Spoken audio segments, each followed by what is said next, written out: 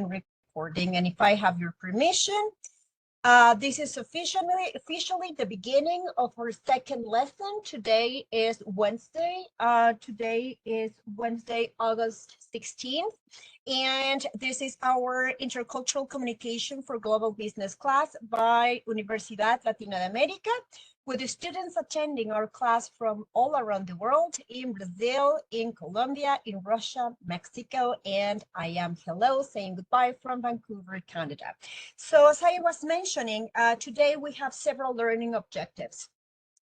Last class, we started by watching a YouTube TED Talk in which we had a presenter sharing an experience in which she said that she was born in the US, and that not having so many international experiences, she traveled to Japan, remember? And she couldn't understand how at the end of her presentation, at the end of her conference, she will ask people, the audience, are there any questions? Are there any doubts? And no one raised his or her hand. Therefore, she assumed that because nobody was, raising the hand, well, nobody had any question.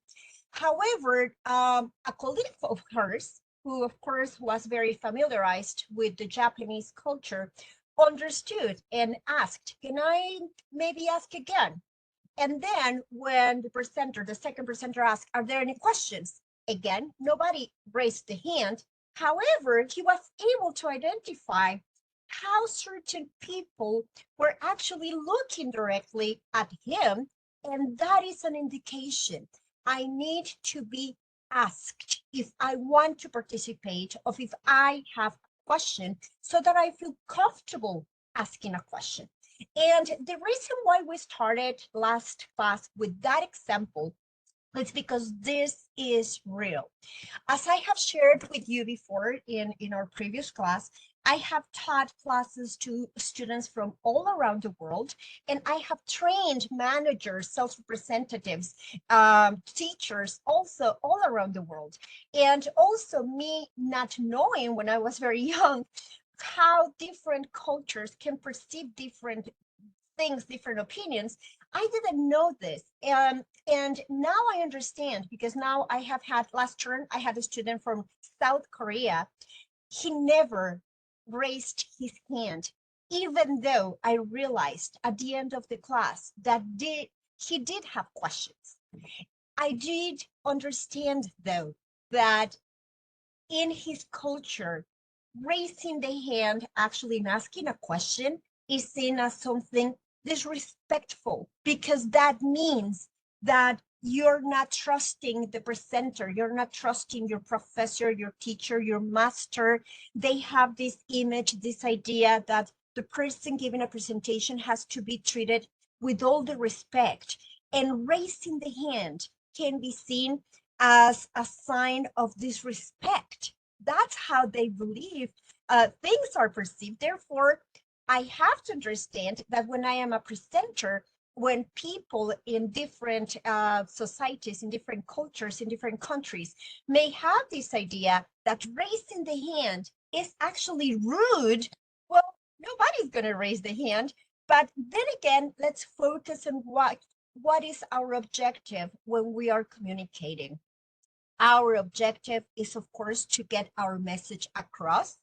Our objective is, of course, to make sure that people are understanding what we're saying.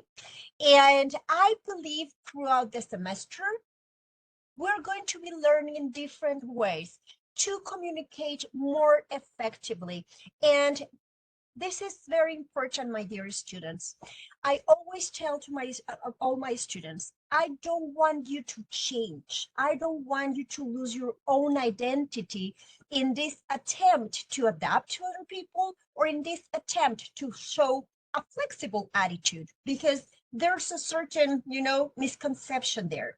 We must still have our own identity, and we must, of course, still show who we are and be proud about who we are.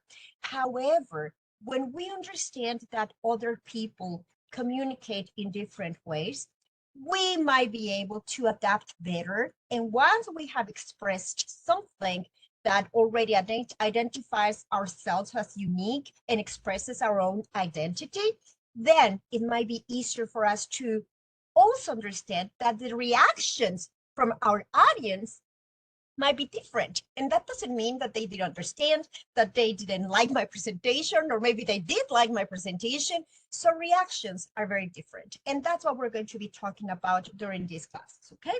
So today we're going to begin with our presentations. You guys are going to be presenting, and there are certain rules that we're always going to follow in this class. I didn't mention this last class because, well, today was the moment to make sure this was very well understood. We must be very respectful of every classmate we have here in our group. Why? Because we're going to have different ways of communicating. And let me give you an example, okay? This academic term that is just ending this week, I had a student that constantly was arriving late to my class. This was week number 3, and this was the 5th class. He was arriving 10 minutes late, 12 minutes late, 15 minutes late. He will walk into the classroom, will sit down, and wouldn't say anything. He wouldn't say, may I come in? He wouldn't ask at the end. I thought maybe at the end he's going to, teacher, can I have a word with you? Like, would you please excuse me because today I was late? Nothing. He never mentioned anything. And when I actually asked him to stay after class in that 5th class, it's because I wanted to understand. I have to be honest. I was upset. I was angry. I was feeling disrespected because this student wouldn't even show, like, I'm sorry, you know, or an apology or something, you know, I didn't understand. But then I also tried to not take it personally and actually said, I thought I have to ask him what's happening before I get angry or before I, you know, start getting points away from his grade or taking marks, well, points away from his, I don't know, grade, whatever. So when he stayed and I asked him in a very nice way, in a very calm way, hello, how are you? I'm very happy that you are my student this academic term. Could you let me know what's going on? Because I see that you're constantly arriving late. Of course, he didn't apologize. And this is something I need to make sure. I don't even need to mention the nationality because I don't think, I don't want to stereotype, or I don't want any of the comments we make in this class to be taken as any kind of racial connotation or racial criticism or anything. The point is that in his culture, this is not seen as anything bad.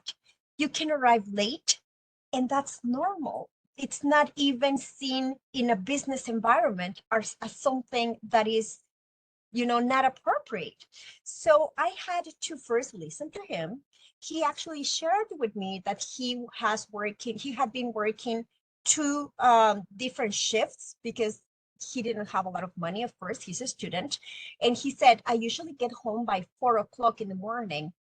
And I have to get up, of course, at 7, 8 to come to class. And I'm so sorry. Sometimes I just fall asleep and I can't get up. And I said, okay, now I understand. Thank you so much for explaining this to me. But he never apologized. So when I asked him, this arriving late situation, is this something that is going to keep on repeating, do you think? And he said, of course. Why do you ask? And he even showed me he was upset that I was asking him, like, of course I'm going to be late. Why is that a problem? And he was the one who was upset and was angry. And I have to share with you, my dear students, that it took a while for me to be very mature, to put my emotional intelligence in practice, right? And to make sure that I was getting my message across. So I explained to my student, okay, now thank you. First of all, thank you so much for explaining. I really appreciate it. And I have to explain this to you. Now that you have expressed that this may be happening, etc., I have to tell you now our expectations here at Vancouver Community College. First thing is that there is a regulation, and the regulation is the same as with you, my UNLA students, I will always take attendance, and I'm about to take attendance right now because it's 10, 12 minutes past the hour, and it's the time for me to take attendance. But then I also explained to my student, in the Canadian business environment, in the Western world, it is not seen as appropriate behavior to show up late without expressing at least some kind of apology, because it could be perceived as rude. Do you understand this? Like, do you understand it's nothing personal, but I'm showing you because you're a manager, you're going to be a project manager. And he actually appreciated it. He said, oh my God, I'm so sorry. I just got into this country 3 months ago, 2 months ago, and I didn't know, and I'm so sorry. And then he apologized. So these examples that I'm going to be sharing with you, it's because we have to understand that different ways do not mean better ways or worse ways or black or white. They just mean we are all different. And let's find ways to communicate effectively. Okay, let me take attendance. I'm going to stop the presentation for a minute, and I'm going to interrupt for a minute. So if you can turn on your cameras now, it's turn on your cameras. Remember, it is one of the regulations we have at UNLA is that for online classes, I need to see your gorgeous, beautiful faces. Thank you. Very good. And whenever I say your name, could you please turn on your microphone and say either here or here I am, teacher, or present or something. So, because sometimes when I'm taking attendance, I cannot see the cameras. Okay, very good. Thank you. So Julie Pasos de Lima. Nope. Hi, here. Oh, Sorry. there you go. Thank you. Thank you for speaking up. Thank you. Really appreciate it. Julia Perez Neves. Did she say here? I couldn't hear. Yes. Thank you. Thank you. Just make sure your microphone is a little bit, put the volume a little bit up. Thank you. Juan Sebastián Hoyos. Here. Thank you so much. Really appreciate it. Isabel Cristina Aguilar. I am here. Thank you so much. Wonderful. Yana Postny. I'm here. Thank you so much. Really appreciate it. Maria Alexandrovna. Nope. Okay. Alec. I'm here. Hello, everyone. Thank you, Alec. How do I pronounce your last name? Hauspian? Can you say your last name? It's my surname, Hovsepan. Hospayan. Hovsepan. Oh my God, it's not so easy. I'm gonna try. When you use your time for your presentation, you help us. If you help us, I promise we're gonna get the right pronunciation. Okay. Thank you. Okay. Really appreciate it. Thank you. Thank you. Livia. I'm here. Thank you so much, Livia. Paulina Pantoja. Here. Thank you so much. Really appreciate it. Paola Andrea. Nope. Okay. Laura Rampazo. Nope. Okay. Edvic Sahad Gonzalez. Present. Here, yes. Okay, so I'm going to repeat. I have Julie, Julia, Juan Sebastián, Isabel Cristina, Iana, Alec, Livia, Paulina, and Edvic. Anyone else that I missed? No. Let me save then the attendance so I can send the attendance to UNLA. And now we are ready to continue. All right, so we're going to begin with our presentations, and then I'm going to introduce very briefly again. I'm going to repeat the expectations for the class. I'm going to repeat very briefly the criteria and the evaluation. I'm going to explain the school calendar because even though I sent you an email, I'm going to make sure it is clear. I'm also going to explain some of the activities and interactions, and I'm going to begin with the presentation of our course. Okay, today we're going to begin setting up the expectations, setting up the whole theoretical background of what we're going to be doing. And then towards the end, I will be explaining the assignment that we have for today, okay? As I already mentioned the last class was only your presentation. And for this weekend, you're going to watch the TED Talk video, a different one, okay? And you're going to write a one-page reflective essay. I'm also going to go through some of the instructions I already shared in our Google Drive about how to write an reflective essay, which has to be very personal. You have to talk about your ideas, your feelings, what you thought of, what it reminded you of. It has to be very personal, okay? So I'll talk about that again today. And as I already mentioned also, I was sent an email that next week, by the end of next week, supposedly everybody should be able to have access to Moodle. So be patient, please. No one has access to our Moodle page yet. We'll get there in about 2 weeks. Meanwhile, we'll keep our communication through our email. So it's the time for your introductions, okay? Now, these are the rules and these are the suggestions. Remember, I usually ask my students to take notes.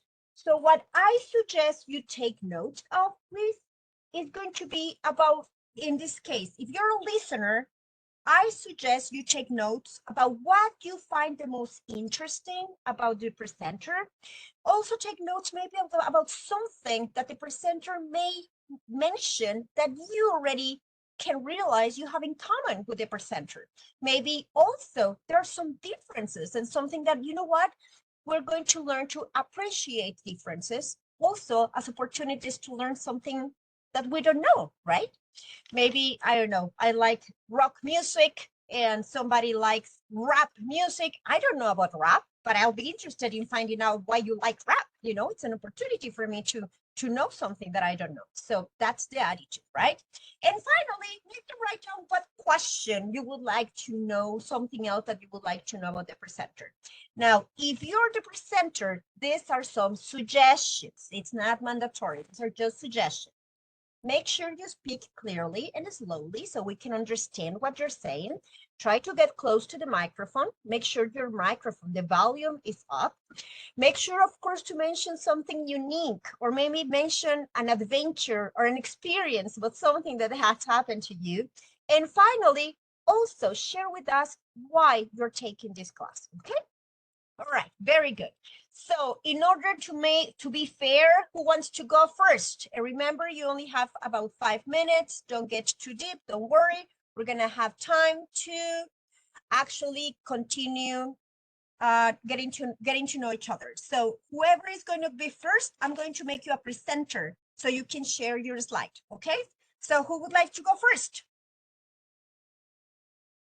Don't fight.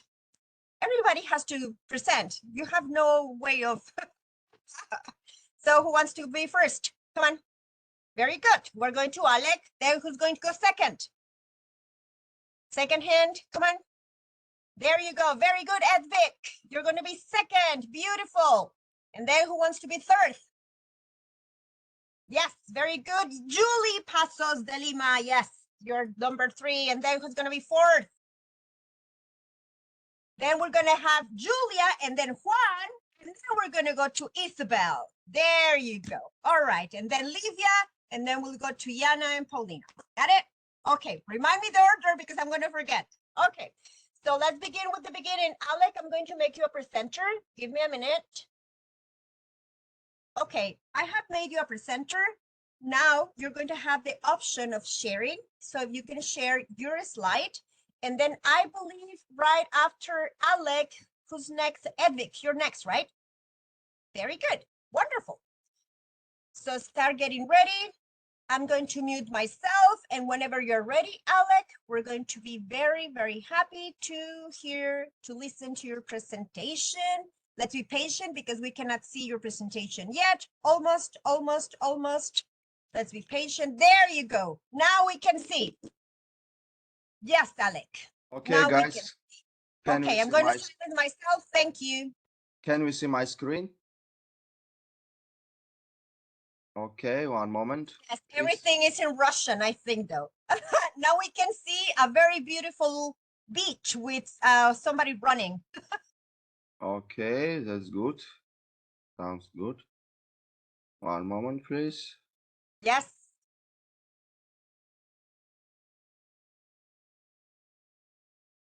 Okay.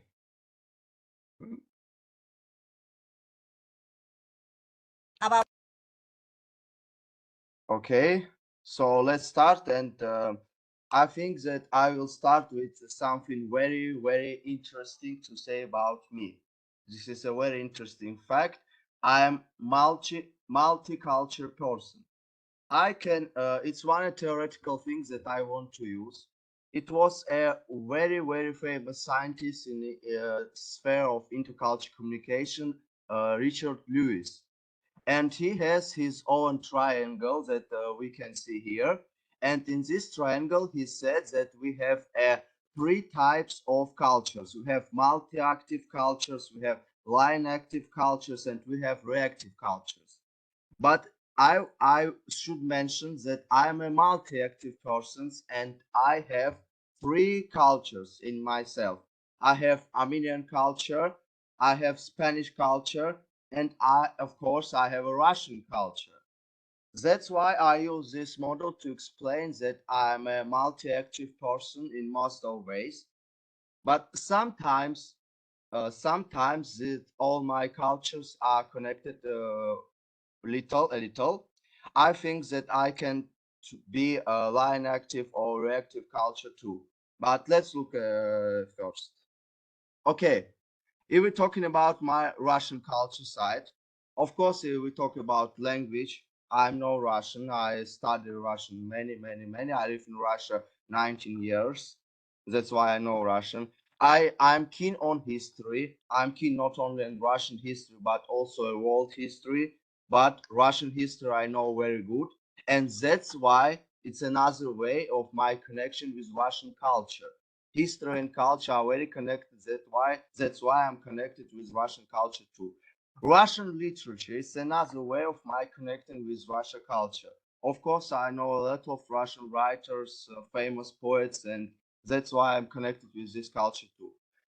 My behavior, it's very interesting thing because if we're talking about my multi-active side, I'm very sociable, very talkative. I'm a, how to say this right? I'm a good person, and that's why I think that I have a Russian way of thinking. Because sometimes I think that I'm a very superstitious person. In Russia we have a lot of superstitions, as you know, and that's why I think I have this way of thinking. And about emotions, multi-active people is a people as people who can show every time their emotions. They show their emotions very in active way, and in Russian culture, of course, too. And that's why I think that it's another part of me. Okay, it's about Russian side. And what about Spanish side? About language. I studied only 1 year, but I know that language is a very strong connection with the culture. And I studied Spanish, but I know a lot of traditions, a lot of things, but it's not about history too. And I think that I have some Spanish habits. And yes, I'm multi-active person, as I was saying before. It means that I like to talk with other people. I'm very sociable. I'm very emotional person. I can show my emotions and I can't control this. And I think that it is very important to me to show emotions and to talk many because that's why can I show myself. And we have a third side, my Armenian side, because I was born in Armenia. I was living there when I was a child, but only 1 year when I was born. And this side of me, it is very strange because I don't know a lot of things about Armenia. It is very interesting. I know Armenian language. I learned it because of my parents. They told me that it's very important to learn your native language. But I don't know a lot about Armenian history. I don't know many things about Armenian culture, so my connection with Armenian culture not is so strong how it's with Russian culture, for example. But you know that Armenians like multi-active persons too. They are like to talk, they are like to show their emotions. And one interesting thing about hobbies, if you know, multi-active persons can have a lot of hobbies. They can do anything they want, a lot of things, and I'm type of this person. I'm a volunteer. I'm just a person who likes to study a lot of. I like to play guitar. I like volleyball. Many hobbies, as you can understand, and that's why it is very interesting. You know, when you have three cultures, but these cultures are very connected with each others, and that's why I think this is good for me. So that's all. Thank you for your attention. If you have questions, you can ask me. Very good. Let's help me with the reactions and the clapping hands for Alec for a very nice presentation and very interesting information you have shared. That was wonderful. Now, questions that you may have for Alec. I actually found something that was very, I do have a question, but I need to wait for, let's see if anybody else, do you guys have any question? Anything that you found particularly interesting? Go ahead. Guys, No? Okay. guys, if you don't know how to ask me in English, you can ask me in Spanish. I know Spanish. Spanish. Remember, we also have Portuguese because we have people from Brazil. I know. So I'm going to ask you something. What? Because actually I found this very interesting. The superstitious part, because I'm always so interested in finding out and knowing about cultures, because every language, of course, you said something, there's a connection between language and culture. That is a fact. And for me, it's very interesting to try to understand this superstitious part of the culture where you live. And I'm going to tell you why, because of course I am from Mexico, and I was born, of course, in a small city where grandma and grandpa, and we're also taught a lot of superstitious things, like the knock of wood. We always do it. Even my boyfriend from England and I would do it. Even if we were born in such different places, we always knock on wood. And he's in more panic than me. He's always looking for wood whenever he's going to say something. And who would have thought that having been born thousands and thousands of miles away in such different cultures, we have that in common. So I'm wondering about that. You're saying that you come from a very superstitious culture. Could you share a little bit about that? Like, what do you mean when you say superstitious? Because I'm sure everybody else is also interested, right, in finding out. Okay, about superstitions. I think that it is sometimes we have a lot of things in our lives that we can explain. For example, we don't. For example, it's like a very simple example. Uh, Russians never get their something like rubbish for the weekends. It's a very bad thing.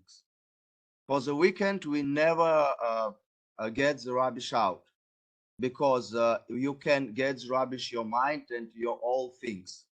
It's a very unique Russian traditions because when I was asking for foreign students, they said they had never heard about such tradition. But I wanted to say that sometimes superstitions become traditions, and that's why in this way I think that some of these superstitions became my part, like traditions, and I do this now. I know these traditions and I can do this. But if I don't know these traditions, I think that it is not a problem because in Russia all people are talkative too, and they can explain me that this thing is something like this and this thing is something like this. No, but it is so interesting because imagine you are actually trying to do business, with somebody who's coming from a culture. Let me give you this example. in China, and you're going to see many of those examples. We're going to talk about many of the situations. No one is going to close any business deal if they do not have a friend, like a very close friendship relationship. If they haven't built a close relationship, they will never sign any contract. And that is something very important for people doing business around the world to understand and to try to be flexible to those ideas. That's what I'm trying to say, understanding that in some cultures, superstitions are part of our traditions. It's just also helping us, it's giving us information, and also how it, for us, I think it's going to be easier to try to understand those things now, right? So I really appreciate that. I think right now you just made it wonderful because I'm understanding something that I didn't know before. So I hope everybody else has also found Alex's presentation very, very enlightening. Thank you so much. Very good, Alex. So Edvic or Sehad, what do you prefer? Because your names are so gorgeous. I have to ask you, where are your names from? Those are amazing, beautiful names. Share with us. Come on. Oh, by the way, Yeah. I don't know if you can make Edvic a presenter. I don't know if you can, now that you're a presenter, Yeah, there's gotta be a way in which you have to make, dear Alec, I don't know how it works. You have to go to the little dots. I don't know how to say, you go to the right, you click right, and then you can make Edvic a presenter. I don't know if you can do it.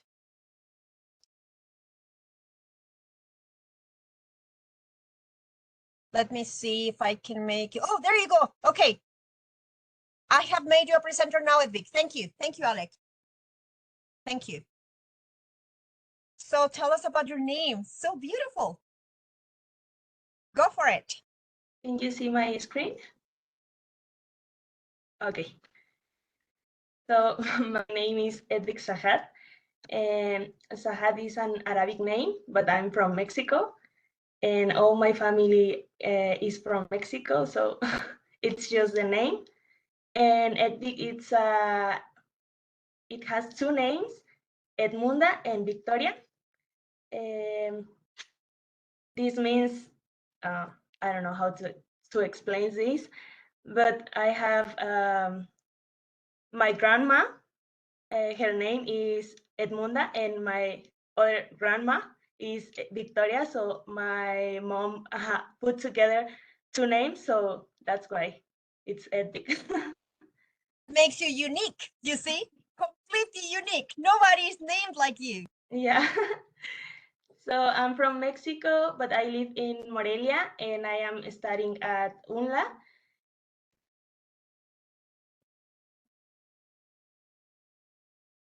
I'm 23 years old, and my favorite movie is Aladdin.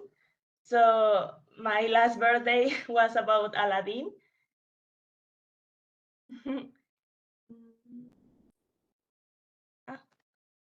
No, what is happening?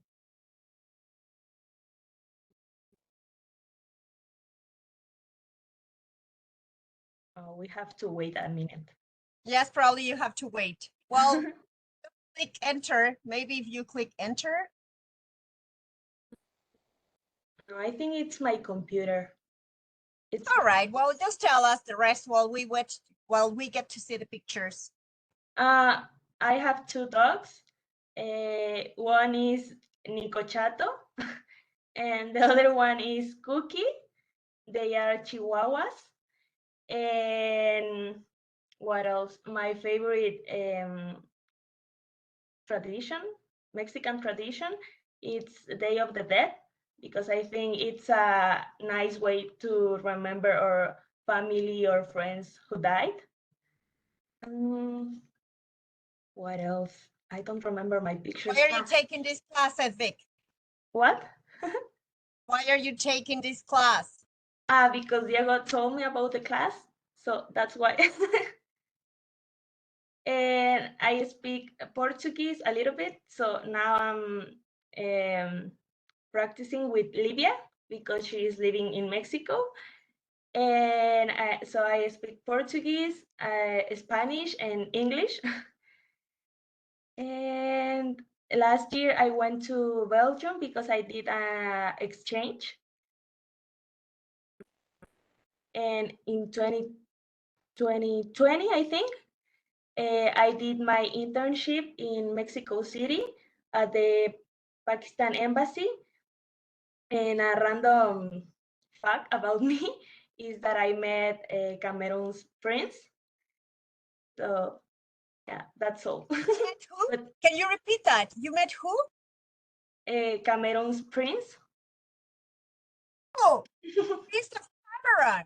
Like the prince, Yeah. prince, royal prince. Yeah. Oh my God. Did you go out for anything like that? No. What? Did you go out with him or what?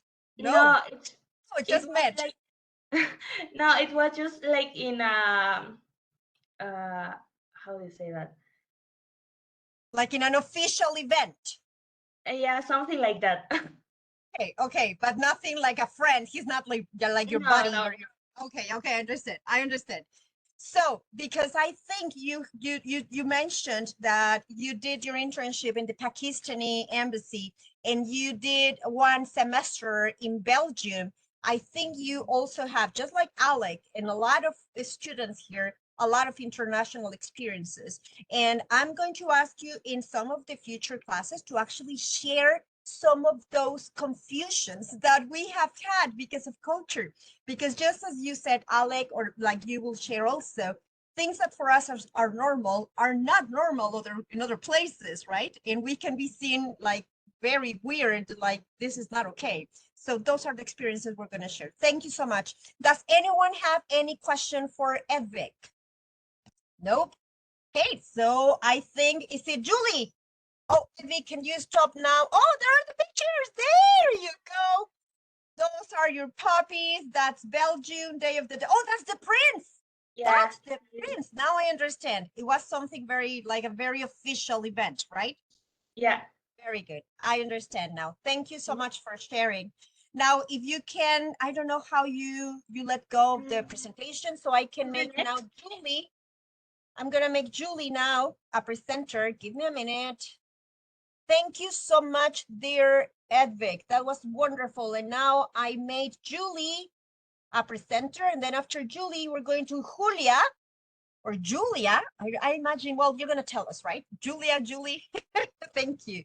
So Julie, are you a presenter now? Let me see. There's got to be a point where it says sharing. Very good. Okay, we're getting there. Very good. Can you just a minute? Just turn here. Where is it? Yes, we'll be patient. Don't worry. Okay, I'm going to. Can you see? Yes, hold on. It's getting there. It's getting there. Hold on. There you go. Now we can see you in Paris. Yay! Yes, a minute. Okay, I prepared something very personal, so I don't know. I'm not very interested person, but my name is Julie. I'm 27 years old, and well, I'm from Brazil, the countryside of Brazil, state of São Paulo, and what I can just let me see. So about me, in 2015, I was studying language in a private university. I was studying Portuguese and English, but it was not good for me. I had a lot of problems at that time with anxious and depression, so I dropped out and studied for more 4 months. And I was approved in this public university. So nowadays I am studying biology. And in the future, I hope to work with rescue and rehabilitation of animals. My family love animals, so I was always the person that take care of animals that we rescue. So give medicines or clean the woods. So I very much like these things. Well, is in my life. My father was a drummer, and in his young, so I always have this music environment in my home. So I really love. I play electric guitar, and this year I started to learn how to play drums as my father. I listen to like it's not pop, but is traditional Brazilian music. But what I truly love is rock. And I developed this questionable taste because it's not very common taste. But I love heavy metal as death metal and black metal. And I think that's it. And what more? I love travel. I had the opportunity to visit Paris, London, Brighton, Lisbon. I want to visit more places, so I'm excited.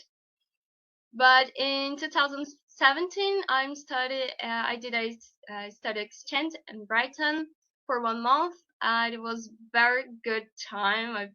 I love it. I have really good memories from this time.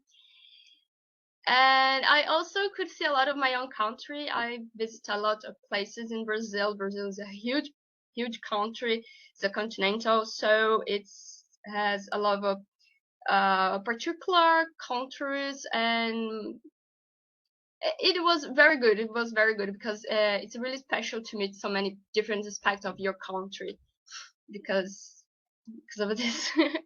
And I also like to read a lot. I read a lot of Chinese novels. I really love it. I love Asian countries, so I always trying to learn more about history and all the country. This is my pet. It's a cockatiel. It's Ozzy. It's here. And my favorite food, I like to share this because I love it. This food is chicken and red wine sauce. Before this presentation, I just discovered that it's a French dishes, but it's a special dishes from my grandmother. She was Italian. She's passed away, unfortunately, but it was a very special dishes for me. I think that's it. I don't know if I speak too fast. Sorry.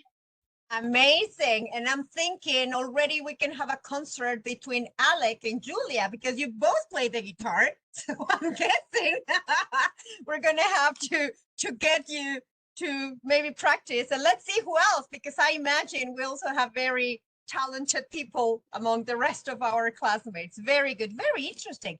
Do you have any questions for Julie, guys? Actually, you know what, Julie, and Livia knows this. I've been to Sao Paulo in Curitiba a very long time ago. I was there.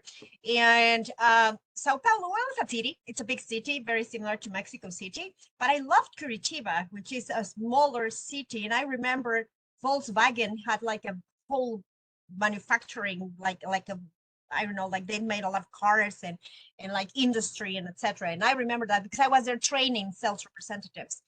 So I love the people, I love the food, but I gained so much weight every time I travel. I have to be so careful because the food in Brazil, oh my dear God, I'm not going to say it in Portuguese, but the bread of cheese, I'm not going to say it in Portuguese because I always mispronounce it and I say a bad word of cheese. So I'm not going to say it. I know. I actually, I'll tell you, that was a horrible miscommunication mistake. When I was a young executive traveling for the first time to Brazil, I wanted to impress my boss and I wanted to impress everyone because I wanted to say, oh yeah, I can order in Portuguese. And I mispronounced the bread of cheese and I ended up ordering something horrible of cheese. So no, I know you understand what I ordered. It was horrible. Everybody laughed and then I understood that's my fault because I wanted to pretend to be like very, no. If you don't speak the language, now I try to be more careful. But anyway, I won't say the word, but you understand what I said. I said something horrible. Anyway, okay, Julia, let's go to Julia. Thank you so much, Julie. That was amazing. And now let me make Julia a presenter. And then I believe after Julia, we've said Juan, and then we're going to Isabel. Am I right? Oh, no, Livia, Juan, and then Isabel. Well, you'll remind me who's next. Something like that. All right. Whatever you're ready, Julia. And those who speak Portuguese, don't say the word never. It's horrible. I know. All right. Yay. We're ready. Whenever you're ready, go.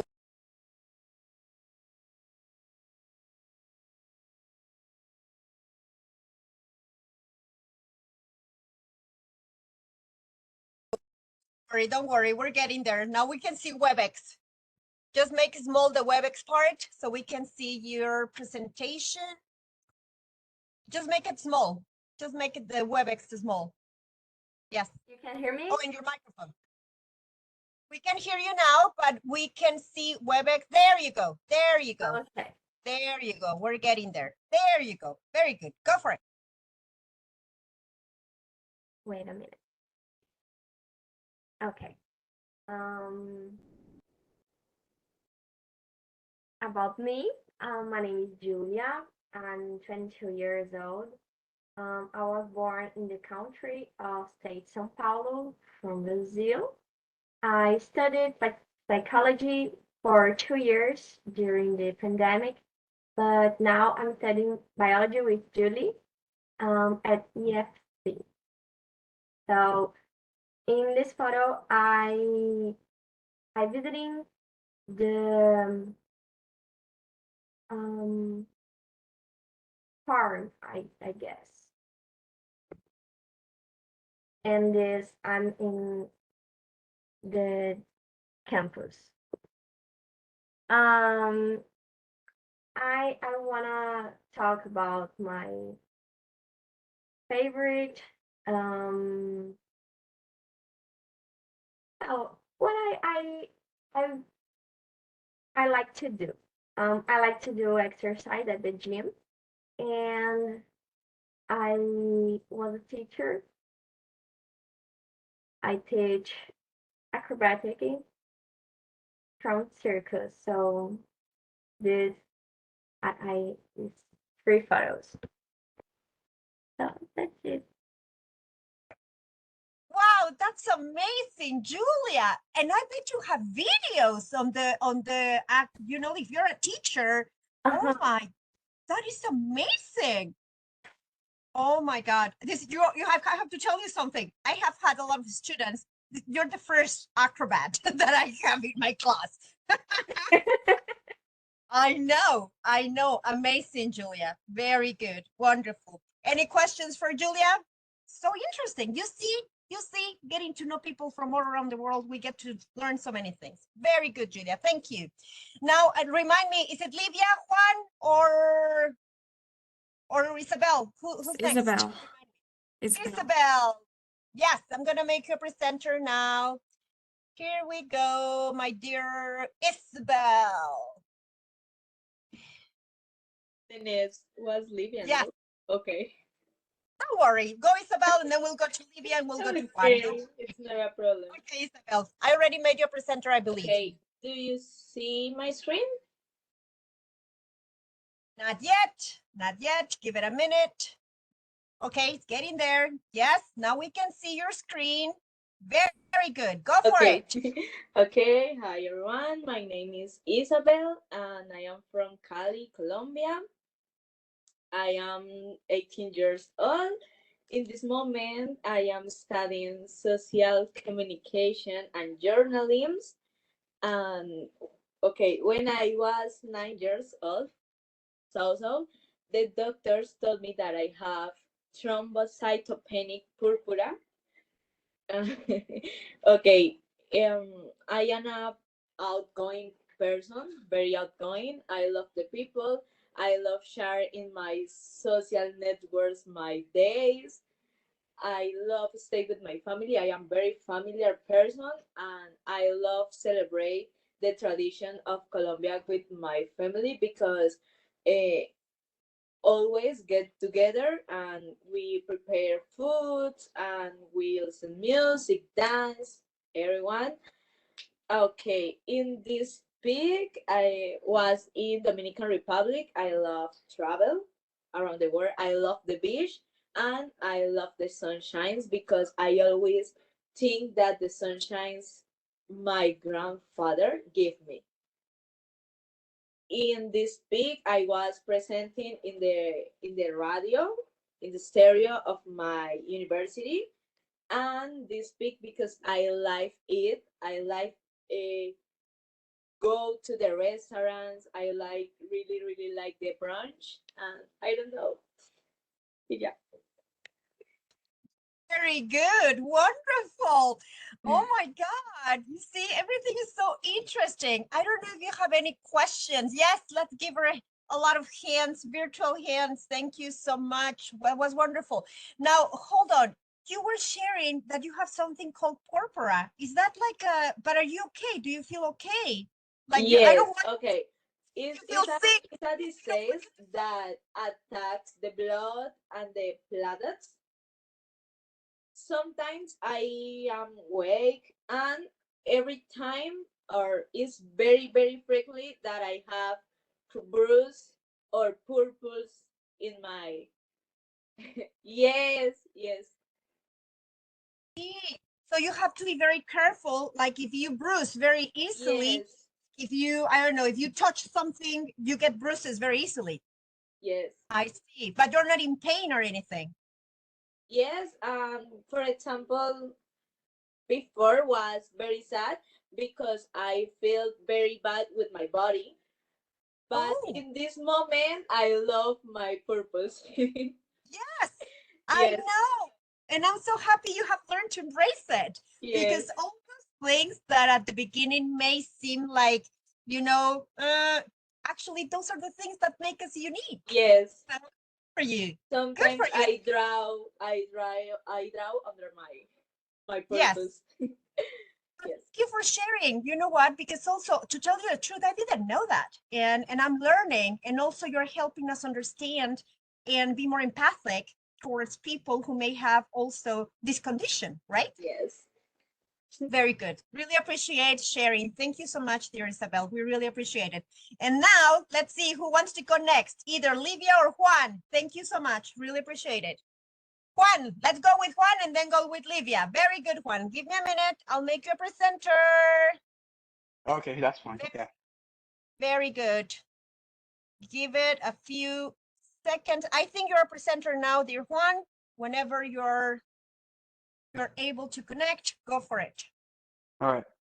Uh, I'm trying right now to open my file, but it's not really We working cannot now. see the presentation yet. All right. Are you guys seeing anything at all yet? Not yet, but give it a few seconds. Sometimes it takes a few seconds. Nope, not yet. There you go. Now, there you go. All right. We can see. Yes, very good. Go for it. All right. Well, my name is Juan Sebastiano Jesus Espinosa. I just turned 22 last week, like 2 weeks ago. I study dual business management in Universidad Autónoma Occidente in Cali. I'm from Cali. I was born in Cali. I've lived all my life in Cali with my family, consisting of 4 people, both my dad, my mom, and my sister. And a little bit about me. Well, I love engaging in outdoor activities such as like hiking or like exploring nature. Whenever I was a kid, we used to own a recreation house in the mountains outside of Cali. And well, I was just like, I love going outdoors and exploring and stuff like that. I'm an excellent cook. I'm very passionate about like food and gastronomy and cooking and stuff like that. I have a strong belief that through food you get the chance to meet different cultures and just like how they live on a day-to-day basis. I'm currently in the States, living with my best friends right now, and just like chilling and enjoying summer. Since I'm just like waiting for my graduation process to be approved, I'm just in the process of finishing school, and that's about it. So interesting, but then help me understand. Although you're from Colombia, you're in Georgia in the US, right? For how many Yeah, more weeks are you going to be there? How long? For how long I'm are you gonna be going? Are till you? October. Oh, okay. So you're plenty. August and September, you'll be in Georgia. And what have you found? Have you been to Georgia before, or what have Yes. you found interesting about Georgia? When I was 16, when I graduated from high school, I also stayed here for like 3 or 4 months, I believe. So it's not my first time here, but yeah. I see. But do you miss your family? Because probably you miss the food. I don't know if this happens to you guys, but I mean, traveling, it's amazing. But sometimes I miss the food, right? Like it's Oh not the yeah, yeah. same, Yeah, it's right? very different food from Colombia for And you sure. get to try different dishes, and it's wonderful, but you always want to come home and like have your own favorite dishes, right? And Oh, but you're a definitely, good, yeah. are you also cooking in Georgia for your friends? I've been able to do it a couple times, but it's not like the ingredients are different and the food quality is different for sure. That's true. That is true. That's one of the only things that I really appreciate about Vancouver. It's such a cosmopolitan city that you can literally go to, you can find Mexican supermarkets, Colombian supermarkets, Brazilian supermarkets, Indian, Persian, Chinese, Korean supermarkets where you can buy all the ingredients. One day I'm gonna like videotape like the Latin American store. It's amazing. You find absolutely everything. Like it's like you're in your home. And I think in the States, if I remember well, there are some stores that may have some products, but it's not the same, I think. Yeah, no, But no, you're no, right. for sure. No, there's a lot of places that they have like Latin American ingredients. And even like Right, if you go to right, like a place like Whole Foods, you can find good like ingredients to right. create Colombian food. I see. Very good, very good. Any questions for Juan then? No, very international. So you see, most of our students, very international. Thank you, dear Juan. Now we're going to go to Livia. And then, if I remember well, I'm going to then Paulina, Yana, and Isabel. No, Isabel already presented, sorry. Livia, Paulina, Yana. Got it? So Livia, let me make you a presenter. Thank you so much, Juan, for your presentation. And now Livia, let's give it a few seconds. There you go, Livia. Go for Can you it. see my screen? Yes, we can. Okay, so let's start. It's a pleasure being here with you all. Thank you so much. And my name is Livia. I'm from Brazil. I'm from Instituto Federal. I'm 20 years old, and I'm doing the administration course.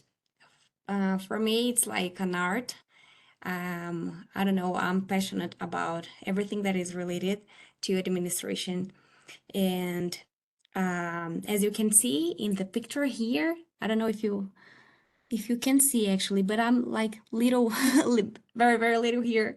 It's me in UNLA, and it's like a dream, and it's very challenging for me because it's my first international trip and my first trip alone that like staying away from my family for so long. And it's very challenging, has been challenging, but I believe that it makes me growing a little every day. It's like that I'm learning a lot of things. I'm having a cultural immersion, and it was my dream, and it will keep like being my dream because I want to meet a lot of places around the world. And in the left side here, I forget to present, but it's my personality. I don't know if you know about this website. It's very common on the companies, and teacher Ada as well in last semester asked us to take this test. So basically, if you have this test, you get like the main points of your personality. It's called MBTI, sorry, 16 personalities, and mine is ESFGT, and it's called the console personality. So basically, we as console personalities, we really enjoy having people around us. We take so care to like make sure that every people is feeling supported, is feeling cared, is feeling loved, and we like really like to build new relationships. And we are loyal, and we like to plan, we like to be organized. We have like this administration abilities. And these letters here making like a heart. It's because I love studying language as well. So since I was a kid, I have been learning English. I love English, and now I'm having the opportunity to learn Spanish, like in real life, living with a Mexican family, studying at Mexico University, and it has been incredible. And I'm going to take French classes next Saturday. So yeah, I think that when you know a language, like you discover a new world. And if you don't know how to speak a language from that place, it's like that you have a limit, you know, to learn, to understand, to comprehend, and to have a cultural immersion. So I really enjoy studying language because like the door for a world, you know. My family here, so I'm the oldest one. I have one sister and one brother younger than me. My parents, they are like my base for everything. The ones that supported to have me here and dreamed with me as well. And below is my boyfriend, and yeah, he's also my best friend. He also dreams with me and plan everything with me. I love him. Actually, he's the one that I'm like most missing, to be honest. In the right side, it's Mars because it's where I am working. I'm intern. It has been like 2 years that I'm working at Mars. I entered there before I started the university. I was 18. It's my first job actually, and I choose here to pick the pictures that most represent myself and like that are the most important points and aspects of my life. And Mars, it's like have like a family. Mars is a incredible, wonderful company that treats you as the way you are. So about these intercultural things, I'm also learning a lot in Mars company that allows us to grow, that allow us to develop ourselves every day, you know, like giving us the right tools, the right orientations and everything to have your associates better for a better world. And I'm really enchanted to work there. And I'm totally sure that once in your life, you've already seen some of the brands. So sneakers, if you ever eaten sneakers, M&Ms, Tweaks, it's from Mars. If your pet has like a pedigree, Royal Canin, or Whiskas, it's Mars as well in your life. So I'm really proud to be part of this family. And the last one, it's one of the similarities with my colleagues here. I also grown up in a music environment. We also, I actually grown up in the church. So all of my family sing. Me in a specific, I play drums. If you want to study with me, Julie, I can totally study with you and teach you how to play drums. I also play piano and a little of guitar, and I sing. I kind of dance. I had some dance classes a couple years ago, but on my family, it's like related to music, and like I breathe music as well. I don't know if I talked it too much, but yeah, I believe that's it. It's a little bit of me, my life. And thank you. Very, very interesting. Let's give Livia a big applause for that wonderful presentation. You see how many things we have in common. Something that I need to make sure before I give now the microphone to Yana and Paulina. These experiences that we're having, all this international perspective that all of us have in common, because that's also something all of us have in common, will definitely make a difference when in the future you're looking for a job. Trust me, because I see this here.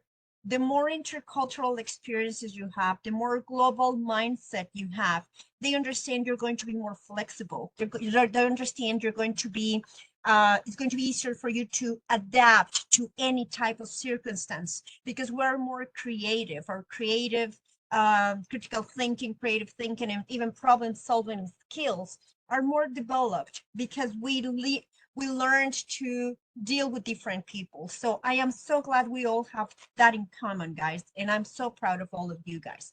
Now let's go to Yana. I'm really looking forward to Yana, Paulina, and then we're going to have a 5-minute break after you guys. Don't worry. Okay. So you want to go first, Yana? Let me make you a presenter. Okay. Give me a minute. Give me a minute. Okay, give it a few seconds. Give it a few seconds. Now you should be a presenter. And then after Yana, I think we only have Paulina missing. Okay. Give it a few seconds, almost there. Do you realize how many things we have in common? It's amazing, amazing how we can be in other parts of the world and we can still have so many things in common. Amazing. Do you see my screen or something? See your screen? We can see something that is in Russian, of course, but it's like little figures. Okay. There you go. Go for it. My name is Yana. I'm 20 years old and I'm studying the Russian Foreign Trade Academy. I study economics, international economics. And since this December, I'm working in a bank as an economist also. Some facts about me, I like learning languages. I'm learning English since my kindergarten, and also in school I learned German, but now I actually use it rarely and almost forget it. Every vacation I try to go to the new place and travel there to see the sights, and sometimes I travel with my family, sometimes I travel with my friends. And I really like my friends. I like to go out with them, to have trips with them, and actually to have fun. I did dance classes when I had more free time last year, but now I'm so busy and my schedule is so tight.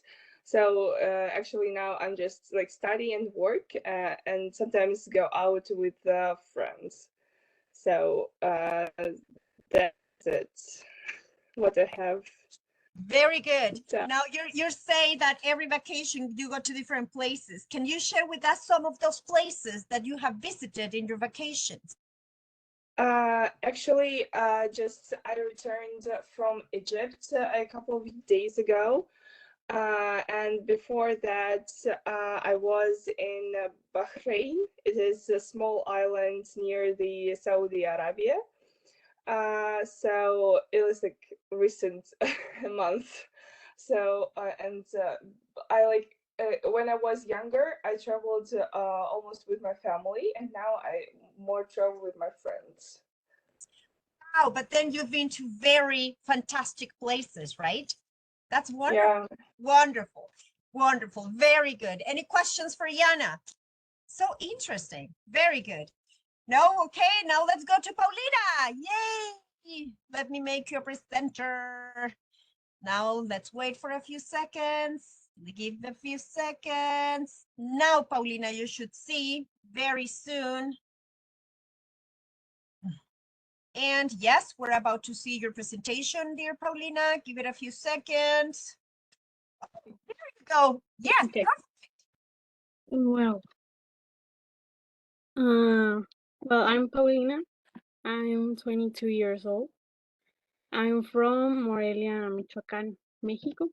I've been living here all my life. And well, this is my dog. His name is Morgan. And right now I'm studying international business at UNLA. And well, I put some of my favorite dishes here. One of them is enchiladas. They're basically tortillas with cheese and chicken.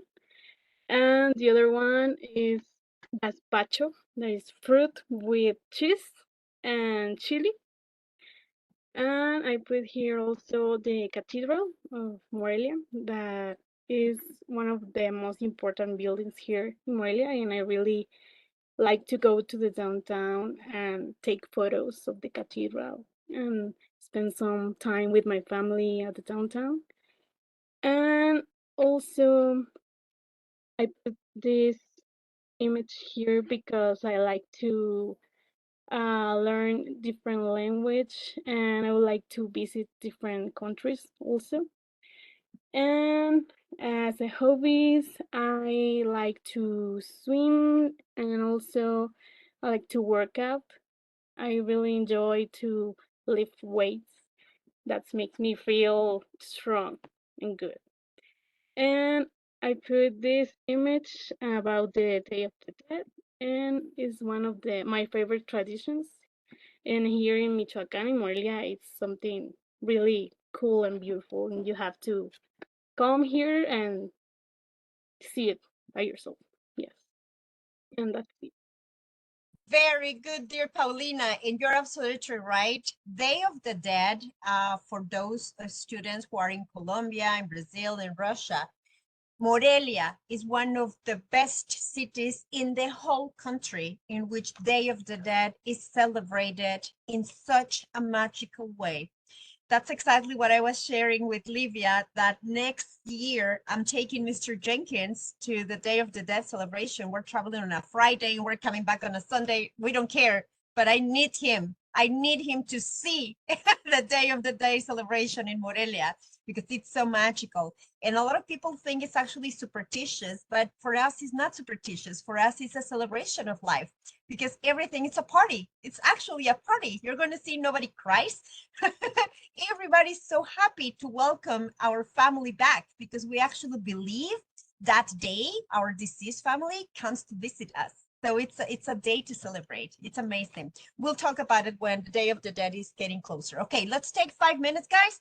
And when we come back, let's share our social media in the chat so we can also connect, because it's wonderful that we have a class, but now we also have the opportunity to make friends around the world. So I'm sharing there my Instagram. Okay, so you are welcome. Just send me an invitation. I'll be very happy to accept you and share if you want to. It's not mandatory, of course. Share your social media if you want to connect. And let's take 5 minutes and see you back in 5 minutes to wrap up and finish, with the introduction to our course. Okay, thank you very much. See you in 5 minutes.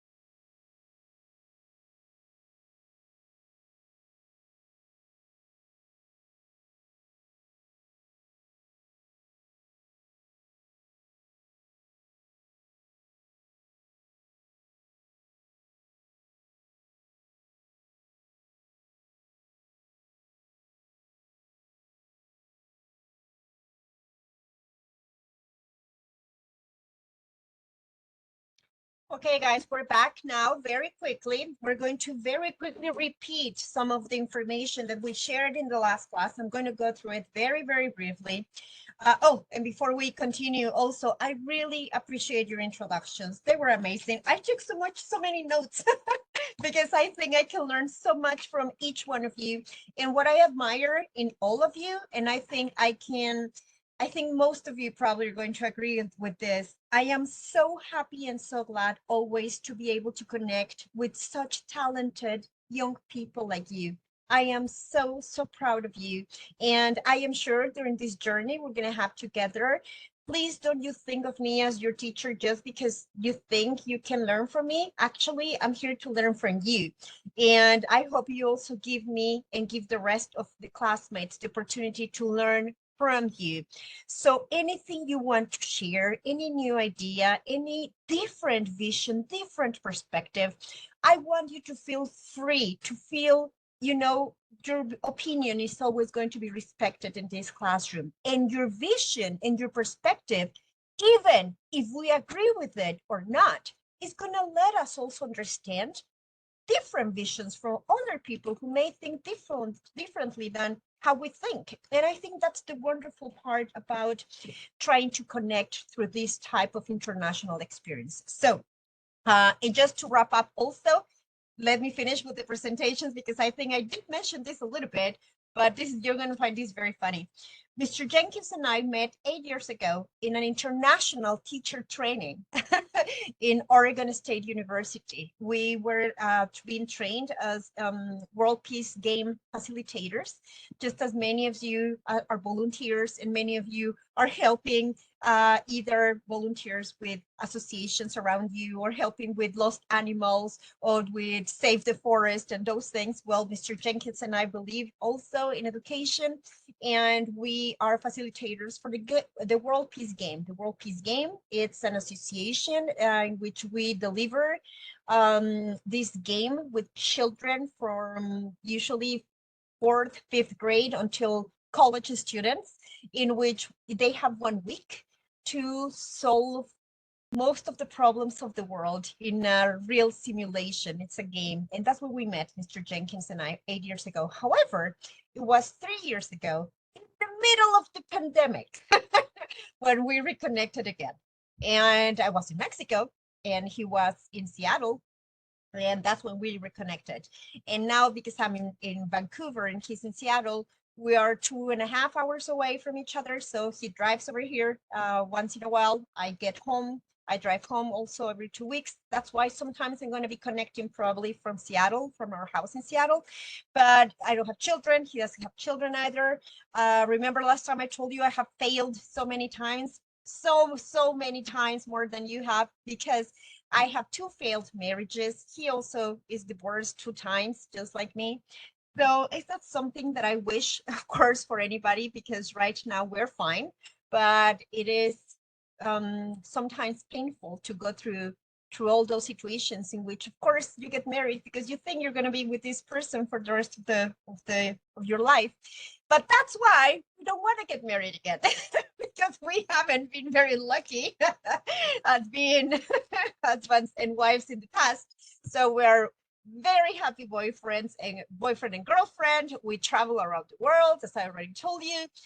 We're going to England again. We're going back this December, and then we're going to Cabo in the spring break, and then we're going to Day of the Dead to Morelia. So we're always planning trips around the world. We have the cruise to Alaska. This is still in our bucket list.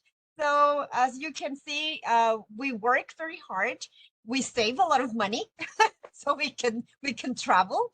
So for those of you who like traveling, yes, it is possible.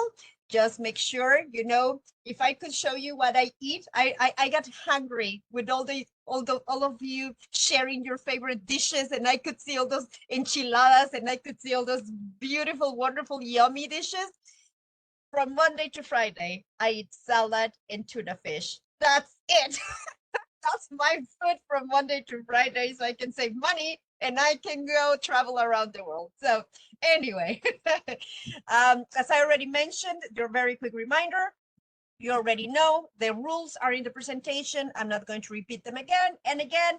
Just today, by getting a picture of your notes, you already get 20% of your final grade. Don't forget about taking a picture. And this is the calendar. Remember, I sent you an email with the school calendar. This is UNLA school calendar. And just for you to know, the only day we don't have classes according to UNLA is November 20th, okay? Now, also, this is important for the ones in Morelia. November 1st is 1 day before Day of the Dead, okay? Day of the Dead in Mexico, which is going to be a Thursday, it's a holiday. It is a holiday, so that day nobody goes to work. However, on the first, we do have a class, so make please the effort to connect on the first, November 1st. And also, as you mentioned, I believe, Isabel, if you have other holidays different in your country, just have your academic director or academic coordinator email Diego Prado, our academic director at UNLA, so I can justify your absence and not mark your absence, so that absence does not affect your grade. Okay, very good. Thank you so much. As we already mentioned, also, we're going to continue right now our connection through our Google Drive. I already uploaded the presentation, all right? And our assignments and class notes are going to be submitted by our email. We're going to use the email. You have my email there. And this is the only suggestion, please, I have for you, because I have so many students and I receive so many emails. Please, the only thing I really ask you with all my heart is under subject, write, please, only your first name, and then underline, and then your surname, your first last name in for Latin American students, because the name is too large in Latin America.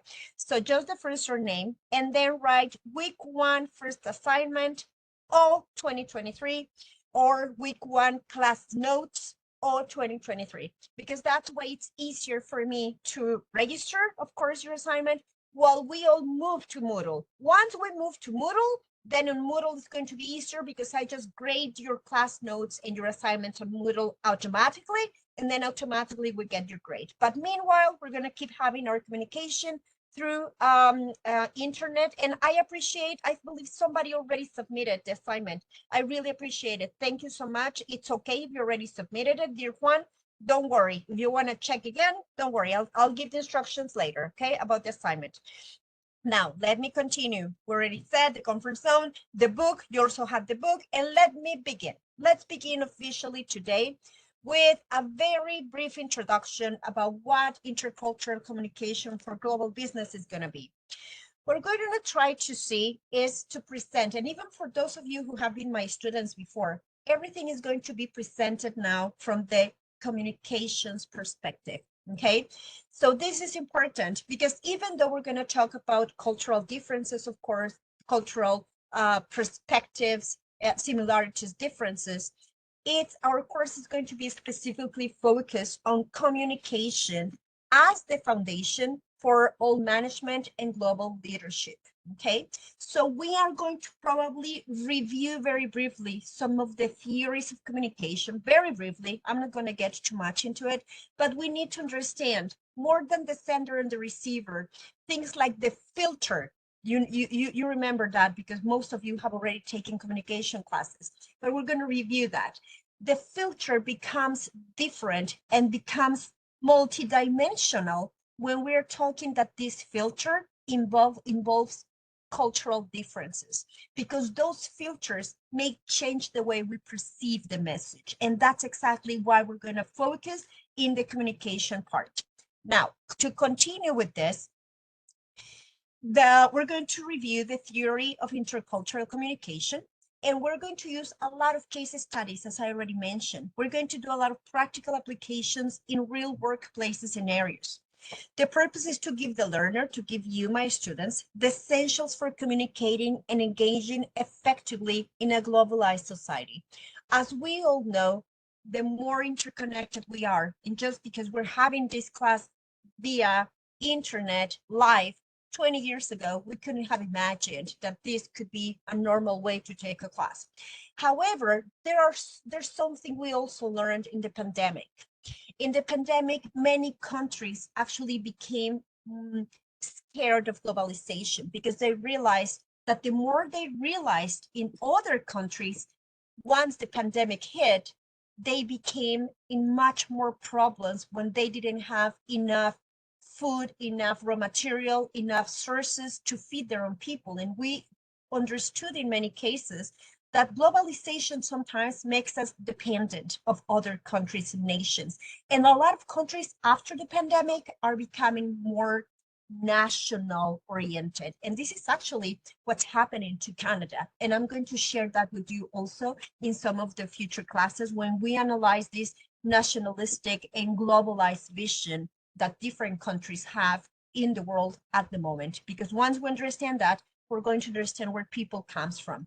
Just as an example, did you know, before I moved here to Canada, I always thought that Canada was a place in which these cosmopolitan cities like Vancouver, I thought it was going to be like New York, you know, it was going to be like London, which are very cosmopolitan cities. But what I have found is actually that Vancouver is very different to any of these countries that I have been to, because Canada is very nationalistic. And after the pandemic, everything has become buy local, only buy local, proud to be Canadian. And there's nothing wrong with that. But when we understand that nationalistic perspective, then we also know how to communicate in business with a more effective way with people who have become more scared, you know, of depending on other countries. So these are interesting phenomena that we're going to be talking about, okay? We're going to identify your own preferences for communicating. Also, we need to learn how to adapt our methods, our types, and our strategies to achieve global successful communication. At the end, our objective is to be understood the way we want to be understood, and to make sure that the people are really understanding our intention, not only the words we're saying, but what we're intending to say, or what we're intending to transmit with our message. We're going to talk, of course, about global leadership, but always through the lens of communication. So even those who have been my students before, I think you have been my students probably in global leadership. Some topics may sound redundant, but our vision is going to be mostly in communication. So I think even this class is going to be very different because our perspective is going to be different. Now, I want to make this a point, guys, and I hope you're taking notes about keywords, key phrases. Remember, when we are paying attention, these keywords, these key phrases that you are taking notes of are usually those key notes that are going to help you when you write your reflective essay at the end of the week. So as I speak or as I talk, please feel free to take notes about phrases, about things, maybe experiences that you think of, something that it reminds you of. All those little notes are going to help you write more effective reflective essays towards the end of the week. So much of the current business literature is calling for young executives like you to take the time to stay back and reflect on problems before acting on them. And I think Livia mentioned a little bit about a survey that we're all going to take next week, okay? As part of the class activities online, I'm going to share a link, and all of us, we're going to take a survey to identify our own character strengths.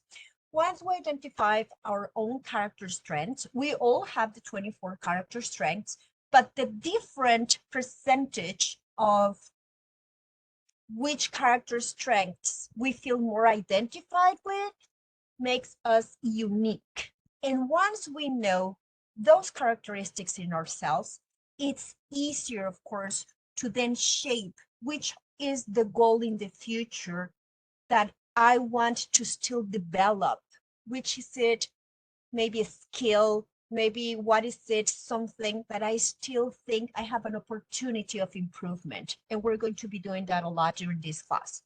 We're going to talk about the models from the intercultural literature, which are now focused in the self-discovery. Because once we understand ourselves better, it's always going to be easier for you to be a multicultural learner, to be more open to differences from other people, etc. And that's why I wanted to share this quote with you. Discovering who you are today is the first step to being who you will be tomorrow. If it is clear where we are right now, and that's why I wanted to listen to your presentations. That's exactly why I wanted you to share who you are, because we're going to be growing and evolving during this semester. And I get this wonderful opportunity to be part of that. But this is going to be your journey, okay? This is going to be your journey. And I hope anything that you want to share, I hope you share with us. Now, I wanted to share the book that I already shared with you in our Google Drive. Is structured in this way. And these are some of the topics that we're going to be addressing. First, we need to understand the foundation, to identify the intercultural concept and why these concepts matter when we're trying to understand different people. We need to learn about awareness, and that's exactly identifying our own personal issues for reflective practice. And as we will learn, we're going to be doing a lot of reflective exercises, because the more we reflect on where we are, the more we also understand maybe if we have some judgments that are based in maybe wrong ideas. Well, this is the opportunity to change our perspective and our way of thinking. We're also going to talk about ownership, discovering our own preference of communication, because as I mentioned at the beginning, I don't want it to change. You're already unique. And I do not believe it is fair to ask any student or any manager or any business executive to deny who he or she is, just because if you deny who you are, you're going to be more effective when you communicate.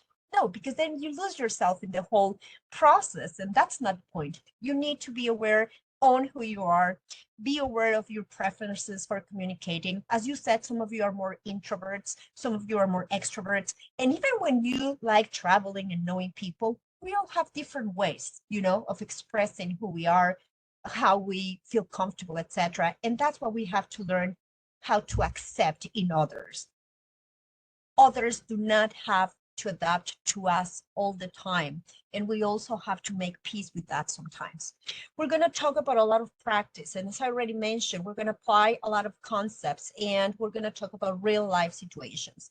Now, these are the 8 main topics that we will be also addressing, which is the culture in business context. And that's when we're going to talk about this globalized mindset, this nationalized mindset, etc. We're going to talk about the cultural competence and how some people are becoming more experts in how to deal with different cultures. And I have to tell you something. I have learned that in our societies, most of our countries, our societies, when we are open to learning new languages, I think, Alec, you mentioned this, learning a new language is also learning a new culture. And just because we are all speaking, we're learning, we're taking this class in a language, which is not our mother tongue, is not our first language, that already says a lot of ourselves, you know? But there are also some countries, and again, we're not going to judge, in which learning another language is not a priority. And that makes people sometimes not so flexible or not so adaptable, you know, to other ways of thinking. And we have to accept that. And we have to learn how to deal with also this type of cultures. We'll talk about cultural identity. So I'm so glad you have been talking about Day of the Dead, for example, and you shared, Alec, about the superstition, and you shared about some things that are very particular. As you can see, Colombia, Brazil, what we have in common, we're very family oriented, right? And everything is also around the food, always food, right? You said your grandma, I remember you said your grandma cooked something, or I know, right? So that's part of who we are. So we're going to talk about cultural frameworks, of course, culture and context in communication, the culture and the worldview, reasoning and culture, and finally, we'll talk about global leadership. All this is in your book, okay? I'm not making this up. I will always give credit to whoever credit it is. Now, which should be the ground rules to have a wonderful course this semester? No judgmental comments. It's very important that whatever we share, this is my vision, you know, and I might share something that maybe in the past I witnessed, maybe my mom, and I have said this, maybe Livia, you remember this, or Paulina. My mom didn't realize that she made so many racist comments, but she didn't do it on purpose, you know. I had to say, Mom, don't say that. And she said, why, honey? There's nothing wrong with saying this. I said, no, don't say it. Don't say it. Please don't. It's very disrespectful. But wait, honey, this word, and she will say the word that we never say now. She would say the word, oh, no, don't say that, Mom. So I think it's very important to understand also that new generations, I believe we try to be more responsive in the matter of being more respectful, but also we have grandmas and grandpas and aunts and uncles who maybe see things differently, and they still use words that are not socially acceptable anymore. At least I'm speaking for my family and my grandma and, people, old aunts and etc. They had a different vision. There was no globalization. There was nothing. So there was no internet. Come on. So remember, I was born in the cave when the dinosaurs were walking around. So please try to understand that different times, different ways of seeing things. So everything we mention, I will not mention with the objective of stereotyping. Never. We will always be respectful, we will always be empathetic, and we will always be understanding. And we're going to try to focus more in our similarities than our differences, okay? And to start also with an example, I wanted to share this example with you because this is one of the real case scenarios that you have actually in the book. And I'm going to be sharing another book that we're going to be using also later, in which real case studies are going to give us real examples. Who can help me read here where it says in Malaysia, an old woman? Who can help me read? Go ahead. If anyone can help me read, I would really appreciate it. Anyone? Julie Pasos, do you want to help me read? Go for it. Yes. Yes, the long sentence in Malaysia. Okay. In Malaysia, an old woman is struggling to unload some furniture for a cart and carry into her house. The furniture is heavy, and she struggled under the weight. Many people crowd to the street, but no one makes an effort to offer help. A couple of young American tourists who was passing by see the problem and start helping the old lady. The locals on the street seem bemused and perplexed by these Americans helping someone they don't even know. Thank you. So this is a very basic example. Why would some people see as common sense, to help an old lady who's carrying something heavy as common sense? And why would some people see it like, what is wrong with you? They might even see it as aggressive, if you approach and try to help.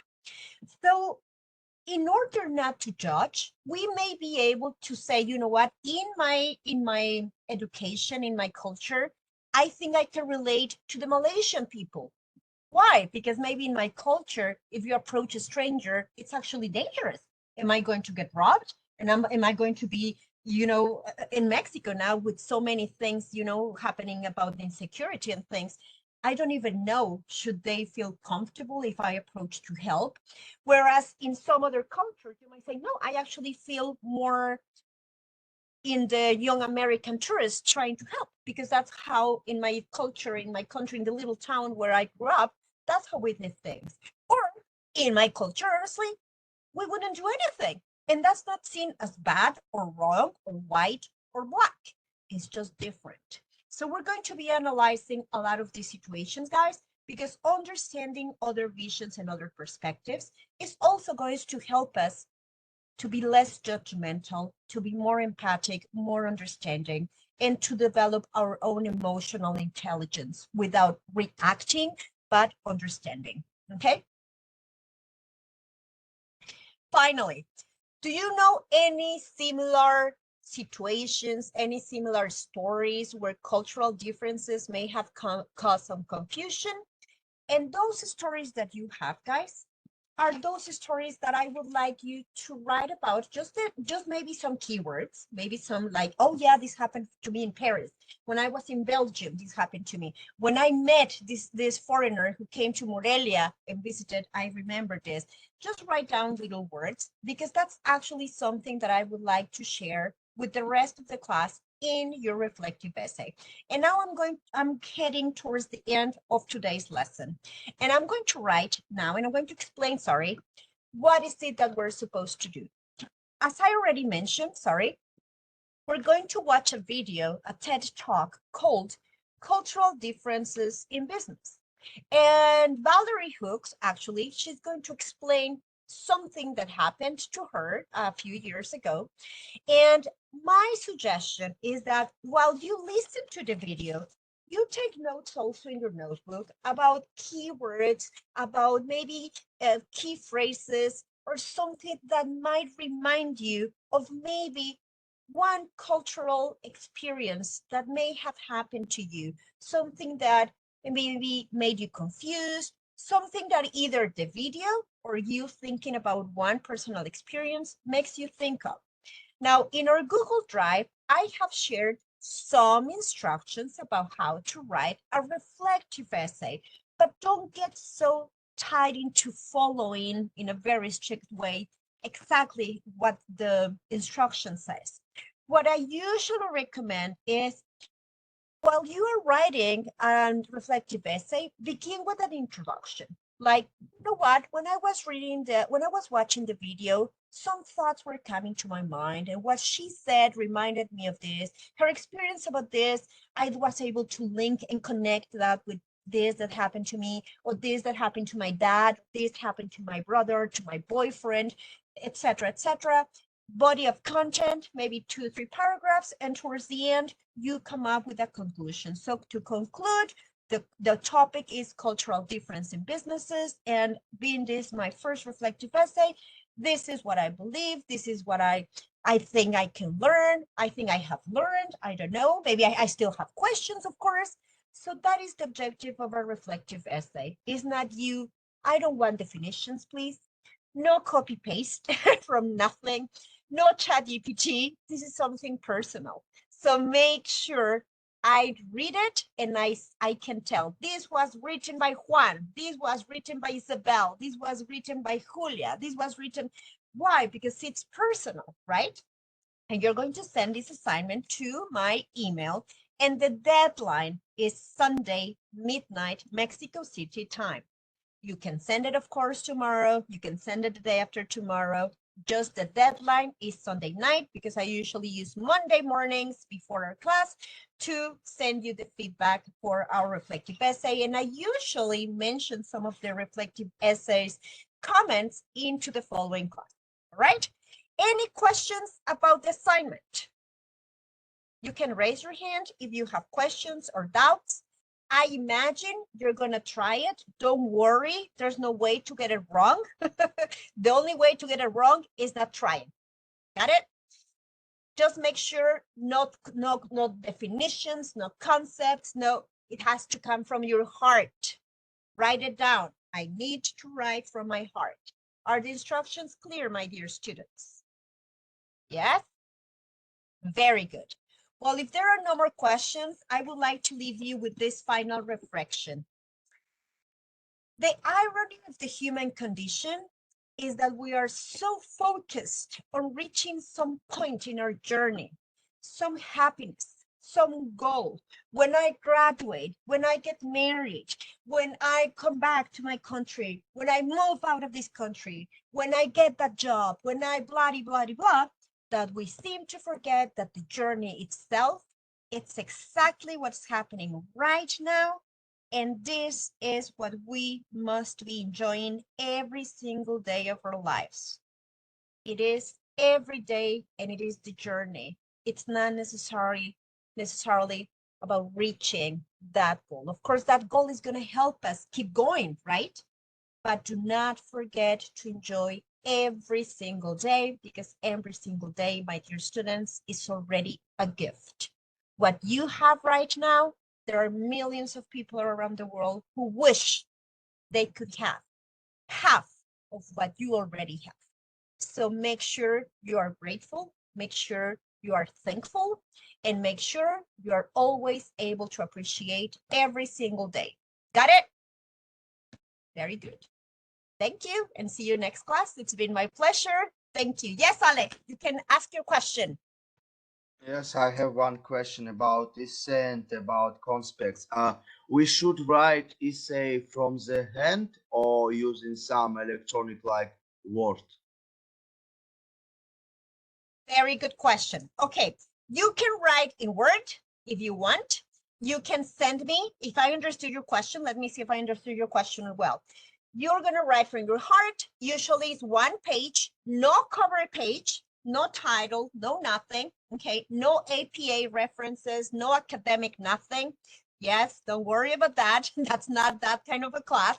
I know in some other classes you need APA and citations and quotations and references and academic reference. I know. I'm also writing a thesis, but not in this class. And you write in Word.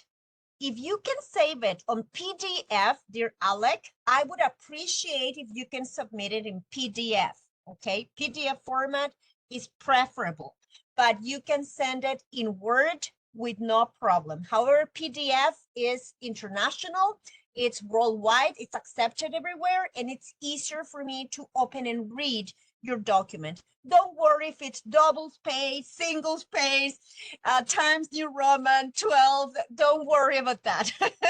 Make it yours. Write with your heart. It's not about the form. It's more about the content. I'll go with your question, Julia, in a minute. Let me just make sure. Alec, did I answer your question? Yes, I think, and one more, we should. Can I, with a reflective essay, have a conspects photo, or it's like a PDF too? Somehow Okay. writings will be PDF too, or it can be photo. Okay, that's a very good question. Okay, let me see if I understood your question. I understand, first of all, that we are probably not used to be asked about how we're feeling. In school, nobody cares about how we feel, right? I know. And trust me, I know, because every time I explain a reflective essay to my students, they freak out. They go like, wait, what? I don't understand. Okay. 1 page. Why? Because I'm also evaluating your ability to synthesize and summarize. That's also a skill that I need to develop in my students. 1 page in which you start telling me, again, the video could be the main topic, Alec. So you're going to watch the video and you can talk about the video, of course. But more important than the video, I don't want you to summarize the video. I've seen the video. What I want to know is, what does the video trigger in you? What does it make you think about? What does it make you reflect about? What does it make you, but only 1 page. I don't know if I was clear, or do you have more specific questions, Alec? Ask your specific question. I was talking about conspects photo, what we was writing these 2 classes. We shoot it with 1 email, or it's better to have 2 email. 1 with reflective essay and 1 with conspects. Yeah. Okay, 1 with the reflective essay and another email with the class notes. Okay. If you can send emails, I will appreciate it, because that's going to be easier for me to record. 1 email, I'm going to go back to the, remember when I gave you the, let me go back, here we go back, here. There you go. Subject, if you can take a screenshot of this, well, you have the presentation in the Google Drive anyway. So last name, week 1, first assignment, name, last name, week 1, class notes. If you can send me 2 separate emails, I would really appreciate it, because you're making it easier for me. Once again, as I already mentioned, once we go back to Moodle, we don't have to forget about this. Okay, I'm sorry, we don't have to worry about this, because in Moodle it's going to be more structured. But meanwhile, while we all get transferred to Moodle, we're going to send everything on an email, and I'm going to appreciate 2 emails. 1 for the assignment and 1 for the class notes. Now, Alec, did I answer your question? Yes. Very good. Thank you so much. Now, Julia, I imagine that was your question too, right? If you were supposed to write 2 emails or 1, I would appreciate if you can do it in 2, because that way you make it easier, okay? So, guys, enjoy, watch the video, enjoy, see it as an opportunity for you to reflect. It's not about memorizing, it's about reflecting. Got it? Any other question? No? Okay, it's been my pleasure, my dear Padawans. Have a wonderful weekend, and next Monday I will connect from Phoenix Arizona. Thank you, teacher. Thank Thank you. you so much. Bye. Wonderful weekend. I Thank you know very I much. be visiting my brother. I'm traveling. I'm flying on Friday at 6 o'clock in the morning. So I'll see you from Phoenix next Monday. You bye bye. See you guys. Bye bye. Bye guys. Bye Have a wonderful weekend. Enjoy. Bye bye.